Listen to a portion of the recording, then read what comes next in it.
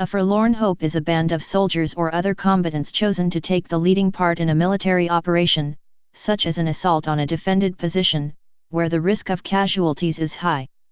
Such a band is also known as the enfants perdus. Etymology. The term comes from the Dutch verloren hoop, literally lost heap.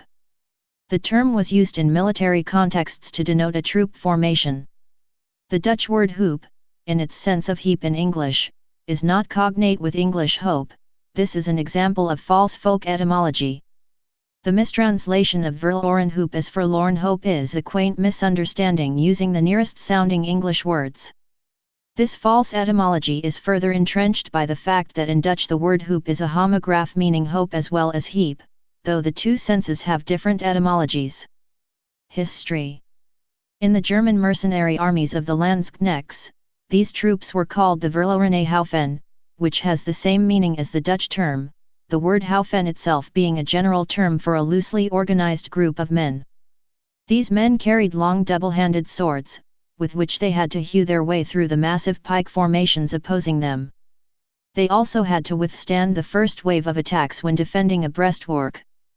Members of the Verlorene Haufen earned double pay, thus giving them the name of Doppelsoldner, double wagers, but since there were not enough volunteers, criminals that had been sentenced to death were taken into the ranks as well.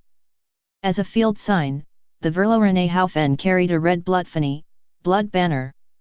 By extension, the term forlorn hope became used for any body of troops placed in a hazardous position, e.g., an exposed outpost, or the defenders of an outwork in advance of the main defensive position.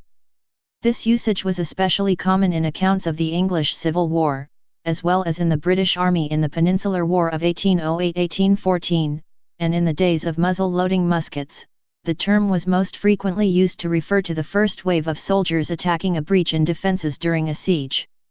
While it was likely that most members of the forlorn hope would be killed or wounded, the intention was that some would survive long enough to seize a foothold that could be reinforced, or, at least, that a second wave with better prospects could be sent in while the defenders were reloading or engaged in mopping up the remnants of the first wave. That said, such soldiers were rarely suicidal or foolhardy. British troops of the Forlorn Hope at the 1812 siege of Badajoz carried a large bag, 5–6 feet, 1.5–1.8 m, by 2 feet, 0.61 m, in diameter, stuffed with hay or straw, which was thrown down into the enemy trenches to create a cushion and prevent injury as they jumped down. A forlorn hope may have been composed of volunteers and conscripted criminals, and were frequently led by ambitious junior officers with hopes of personal advancement.